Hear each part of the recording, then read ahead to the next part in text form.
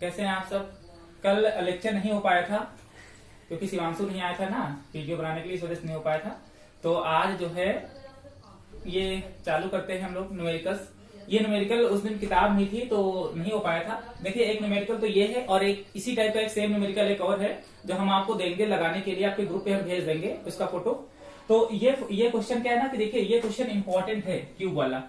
ये क्वेश्चन आया है आपके बोर्ड में और देखो ये 2-3 तरीके से क्वेश्चन पूछा जाता है, कंफ्यूज कर देगा आपको। कभी कभी क्या होता है कि देखो यहाँ पर जो ये क्यूब रखा हुआ है वो एक्स एक्सिस पे कुछ डिस्टेंस पे रखा हुआ है। देखो ए तो इसके साइड है, ये जो क्यूब है हमारे पास इसका साइड ए है। एक तो ये दे ही रखा है आपको भाई, इसकी लेंथ ब्रीथ और ये सब कुछ आपको दे रखा है ए। और ये जो आपका देखा यहाँ से रखा हुआ वो ए डिस्टेंस पर भी रखा है। तो ये 2 तरीके से क्वेश्चन पूछा जाएगा। एक तरीका तो ये होता है कि जब ये वाला क्यूब उठा करके इसके ओरिजिन पे रख देगा। एक तरीका होता है, एक तो ये आपके सामने बना हुआ है कि देखो कुछ एक्सिस पर एक्स एक्सिस पे कुछ दूरी पे रखा हुआ है। तो ये 2 तरीके से क्वेश्चन यहाँ पर बनेंगे। एक क्वेश्चन और इसका बनता है वो हम अलग करा देंगे। तो या अगर ये ओरिजिन पे होगा तो क्या होगा, उस टाइप का भी करा देंगे। और इस वक्त ये यहाँ पर रखा है तो क्या है, अगर यहाँ पर रखा हुआ है तो देखो एक क्वेश्चन ये जो हम भेजेंगे वो दोनों सेम क्वेश्चन है, बस उसमें आपको यहाँ पर इलेक्ट्रिक फील्ड की वैल्यू चेंज हो गई है। क्वेश्चन में देखो क्या कह रहा है, क्या क्यूब विथ ईच साइड ए, एक क्यूब है जिसके सारे साइड के मतलब साइड का मतलब लेंथ ब्रीथ और हाइट इसकी जो है वो सब ए है। और इलेक्ट्रिक फील्ड जो आपको दे रखी है ई बराबर दे रखा है सी एक्स आई। अब ये देखो सी एक्स आई का मतलब क्या हो गया, सी एक्स आई का मतलब ये हो गया, आई कैप लगा है ना, इसका मतलब वो एक्स एक्सिस की और इलेक्ट्रिक फील्ड की डायरेक्शन को डिनोट कर रहा है। मतलब कहने का ये है कि आपको अगर हम सोल्यूशन की बात करें तो केवल एक्स एक्सिस पर आपको इलेक्ट्रिक फील्ड दे रखी है, वो भी आपको दे रखी है सी एक्स इंटू आई कैप। और अगर हम ई वाई की बात कर लें और ई जेड की बात कर लें तो यहाँ पर इलेक्ट्रिक फील्ड की वैल्यू क्या होगी, 0 होगी, क्योंकि यहाँ पर एक्स वाई और जेड डायरेक्शन में इलेक्ट्रिक फील्ड नहीं दे रखा क्वेश्चन में। अब कह रहा है कि where C is a positive dimensional constant. यहाँ पर जो सी की वैल्यू दे रखी है वो एक कांस्टेंट मान करके चले हैं लोग, है ना। अब क्या करना, निकालना क्या है आपको, पहले तो आपको इलेक्ट्रिक फ्लक्स कैलकुलेट करना थ्रू आउट द क्यूब, मतलब इसके अंदर कितना इलेक्ट्रिक फ्लक्स होगा वो निकालना है। और दूसरा net charge inside the cube निकालना है कि इसके अंदर चार्ज कितना होगा। दोनों कैलकुलेट हो जाएंगे। करना वही काम है जो डेरिवेशन में अभी तक करते आए हैं, वही सेम आपको यहाँ पर भी स्टेप फॉलो करने होंगे। देखिए अगर ये क्यूब यहाँ पर रखा हुआ है इस जगह पर, तो आपको पता है कि यहाँ पर 2 तरह के वेक्टर काम करेंगे, एक तो इलेक्ट्रिक फील्ड वेक्टर काम करेगा और दूसरा इसका एरिया वेक्टर काम करेगा। अब देखिए जैसे आपके पास में ये क्यूब है ना, इस क्यूब को समझते हैं। तो अगर हम इसको यहाँ पर रख देंगे तो इसके टोटल कितने सरफेस हैं, देखो 1 2 3 4 5 6 सरफेस है टोटल। अच्छा हमने ये भी बताया था कि पढ़ा रहे थे आपको क्लास में, तो बताया था कि जो इसका एरिया वेक्टर होता है वो हमेशा परपेंडिकुलर होता है, जो भी सरफेस होगा सरफेस के परपेंडिकुलर होगा। जैसे ऊपर वाले सरफेस का एरिया वेक्टर कहाँ होगा, ऊपर वाले का एरिया वेक्टर कहाँ होगा, ऊपर होगा। और ये जो आपका होगा ये इलेक्ट्रिक फील्ड वेक्टर, इसकी डायरेक्शन तो इधर ही रहेगी, बीच का एंगल कितना होगा 90 डिग्री। अच्छा नीचे वाले का एरिया वेक्टर नीचे होगा, देखो नीचे की तरफ, और ये इलेक्ट्रिक फील्ड वेक्टर, तो नीचे वाले का इलेक्ट्रिक एरिया वेक्टर नीचे और इसका भी इलेक्ट्रिक फील्ड वेक्टर कहाँ होगा, इधर ही की तरफ होगा, यहाँ पर भी 90 डिग्री बनेगा। इधर वाले का देखो इसे सरफेस ये है तो सरफेस के परपेंडिकुलर इसका एरिया वेक्टर कहीं बाहर की तरफ होगा। और लेकिन इलेक्ट्रिक फील्ड वेक्टर कहाँ होगा, इलेक्ट्रिक फील्ड वेक्टर की डायरेक्शन ये है और एरिया वेक्टर की डायरेक्शन इसके परपेंडिकुलर, तो यहाँ पर भी 90 डिग्री। वही सेम काम पीछे भी होगा 90 डिग्री, वही काम नीचे यही काम ऊपर, मतलब ऊपर नीचे इधर और यहाँ, ये 4 सरफेस पे तो बनेगा 90 डिग्री का एंगल। अब बचे केवल 2 सरफेस, एक तो ये वाला बचा और एक ये वाला बचा। तो देखो इसका एरिया वेक्टर इधर होगा, इसका एरिया वेक्टर कहाँ होगा, इधर होगा। लेकिन इलेक्ट्रिक फील्ड वेक्टर यहाँ पर भी कहाँ होगा, इधर ही की तरफ होगा। और इसके बीच का एंगल कितने का होगा, 180 डिग्री का।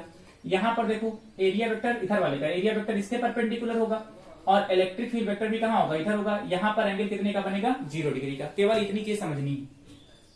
तो हमको क्या करना है, हमको इलेक्ट्रिक फ्लक्स कैलकुलेट करने का फॉर्मूला पता है कि close integral of E D A cos theta. देखो इसमें टोटल 6 सरफेस थे तो सबका करते चले जाओ। देखो इंटीग्रेशन ऑफ, देखो E into D A into cos 90 degree.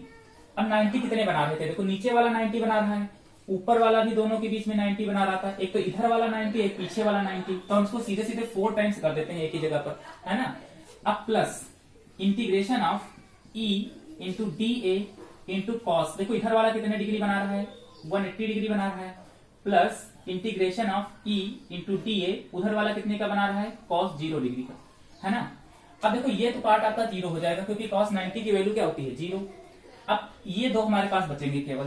तो देखो क्या है कि phi E is equal to, अब देखो यहाँ पर रखेंगे ई डी ए का इंटीग्रेशन कितना होता है, ए कॉस 180 का मान कितना होता है, -1, ठीक है। और ये हो जाएगा प्लस, और कॉस 0 का मान 1 होता है, तो ये भी हो जाएगा ई इंटू ए बच्चे गलती क्या करते हैं ना कि यहाँ पर उठा करके काट करके इसको जीरो कर देते हैं, तो ये जीरो अभी करना नहीं है आपको। अच्छा आपको पता है इसको जीरो हमको इस वजह से अभी नहीं करना है। अब यहां पर देखिए जरा, phi E is equal to, यहां पर देखो जरा, अब ई की वैल्यू उठाइए और देखो पहले तो ई की वैल्यू यहां पर पुट कर दीजिए। देखो ई की वैल्यू कितनी दे रखी है, सी इंटू एक्स, ये दे रखा है। आई कैप तो डायरेक्शन दिखा रहा है केवल, यहाँ पर सी एक्स रख लिया हमने। अच्छा ये एरिया होता है, एक अगर क्यूब हमारे पास है तो क्यूब का एरिया क्या होता है, लेंथ इंटू ब्रेथ, मतलब ए इंटू ए स्क्वायर ही तो होता है इसका एरिया, तो ये ए स्क्वायर हो जाएगा, प्लस ये माइनस का साइन आगे लगा लीजिएगा। देखो यहाँ पर भी इसकी वैल्यू पुट कर लीजिए सी एक्स, यहाँ पर भी एरिया कितना हो जाएगा ए स्क्वायर। अभी भी इसको काटना नहीं है आपको। अब हमको देखो यहाँ पर एक्स एक्सिस पर कितना, ये इसकी डिस्टेंस कितनी है ये भी आपको यहाँ पर पुट करनी पड़ेगी। देखो एक्स एक्सिस पर जब ये 180 डिग्री का एंगल बना रहा था, देखो 180 ये वाला फेस बना रहा है ना, ये वाला फेस जो है वो 180 डिग्री का यहाँ से बना रहा है। कितनी डिस्टेंस पे रखा है, देखो एक्स एक्सिस पर, ए डिस्टेंस पर, तो एक्स की वैल्यू कितनी हो जाएगी यहाँ पर, ए इंटू ए स्क्वायर हो जाएगा, प्लस सी। अच्छा देखो ये जो 0 डिग्री वाला फेस बना रहा है, ये देखो एक्स एक्सिस पे कितनी दूरी पे रखा है, ए तो ये हो गई और ये हो गई, तो ए और ये ए कितना हो गया, 2 टाइम्स ऑफ ए हो गया, इंटू कितना हो जाएगा ए स्क्वायर। अब देखो क्या है, देखो यहाँ पर अभी काट देते तो यहाँ पर देखो अंतर आ रहा है दोनों में, तो काटना नहीं है ऊपर उठा करके यहाँ पर डायरेक्ट, ये हो जाएगा देखो कितना, माइनस का सी, ये ए क्यूब हो जाएगा, प्लस ये देखो 2a और ये मिलकर के क्या हो जाएगा 2a क्यूब हो जाएगा। अब देखो 2a क्यूब माइनस सी ए क्यूब अगर हो जाएगा तो कितना हो जाएगा, देखो ये 5e इज इक्वल टू हो जाएगा सी ए क्यूब। ये आपका आ जाएगा टोटल इलेक्ट्रिक फ्लक्स। तो पहला पार्ट तो ये निकल आया। अब कह रहा था, दूसरा आपसे कह रहा था कि नेट चार्ज निकालो। तो नेट चार्ज निकालने के लिए आपको गाउस थ्योरम पता है कि क्यू अपॉन क्या होता है, एप्सिलॉन नॉट। तो क्यू इज इक्वल टू कितना हो जाएगा 5e इंटू एप्सिलॉन नॉट, है ना। तो 5e की वैल्यू हमने निकाली रखा है, सी ए क्यूब और इंटू कितना हो जाएगा एप्सिलॉन नॉट। ये आपका टोटल चार्ज आ जाएगा।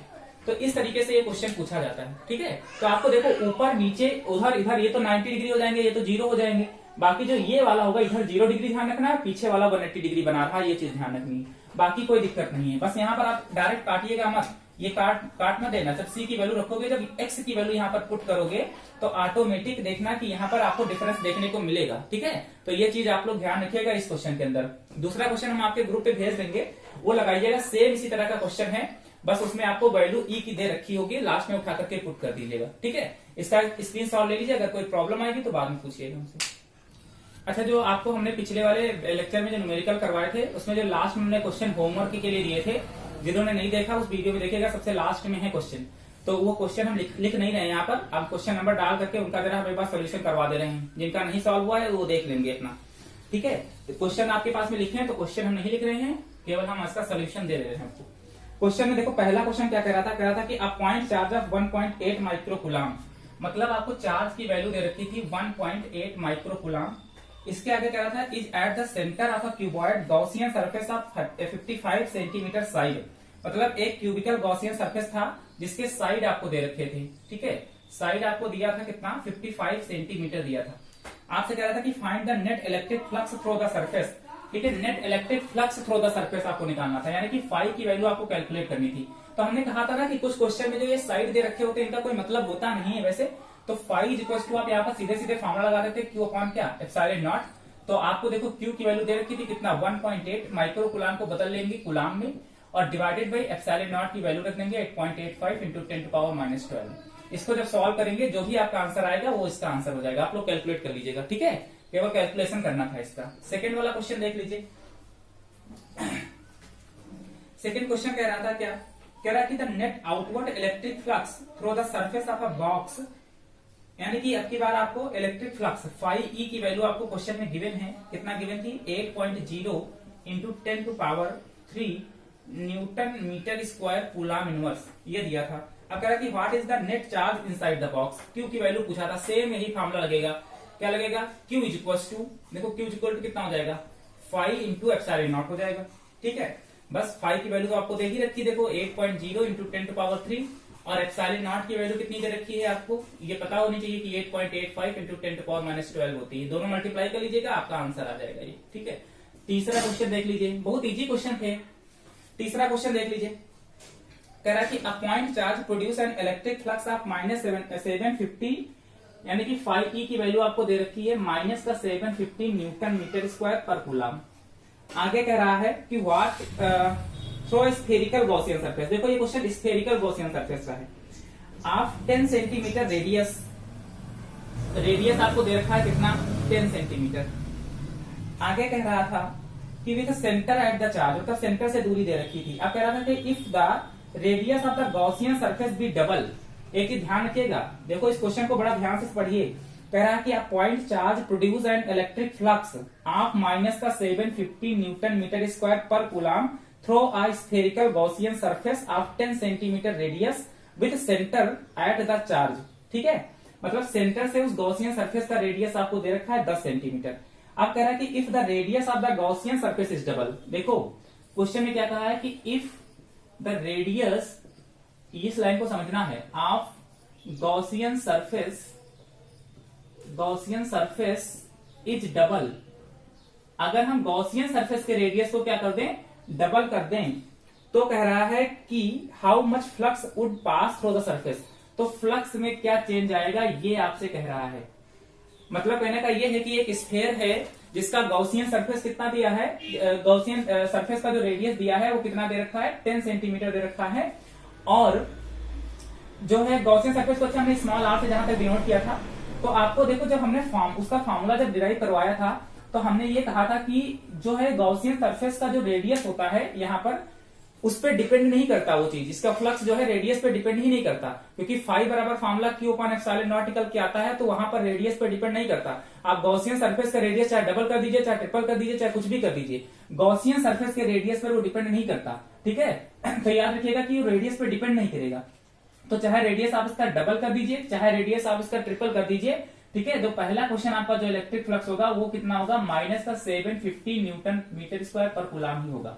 मतलब उसके फ्लक्स में कोई चेंज नहीं आएगा, क्योंकि इसके जो स्फेरिकल सरफेस होता है वहां पर उसके रेडियस पर वो चीज डिपेंड नहीं करती। ठीक है, चाहे डबल हो चाहे ट्रिपल हो, फ्लक्स रेडियस पर डिपेंड नहीं करता स्फेयर में, है ना। अगला देख लीजिए, क्योंकि फॉर्मूला ही फाई बराबर क्या निकल के आता है, फाई बराबर फॉर्मूला उसमें क्यू अपॉन एप्सिलॉन नॉट निकला था। तो देखो यहाँ पर कहीं पर रेडियस आ ही नहीं रहा, यानी कि रेडियस पे डिपेंड ही नहीं करती ये चीजें। दूसरा देखो निकालने के लिए क्या कहा था कि what is the magnitude of point charge. तो पॉइंट चार्ज निकालने के लिए आपसे कहा था, तो पॉइंट चार्ज निकालने के लिए क्यू बराबर फॉर्मूला लगा दीजिए, phi E into epsilon naught. Phi E की वैल्यू 750 दे ही रखी है और इसकी वैल्यू हो जाएगी 8.85 इंटू 10⁻⁻12। मल्टीप्लाई कर लीजिएगा, जो आएगा वो आपका आंसर हो जाएगा। ठीक है, तो ये तीन चीजें हैं, आप इनको कैलकुलेट कर लीजिए। 3 क्वेश्चन ये आपके हो गए। ठीक है, इसको कैलकुलेशन कर लीजिएगा। यहाँ पर ध्यान रखिएगा, कभी भी स्फेरिकल सरफेस के लिए उसके रेडियस पर डिपेंड नहीं करती चीजें, फ्लक्स डिपेंड नहीं करता उस पर। ठीक है, कर लो उसको।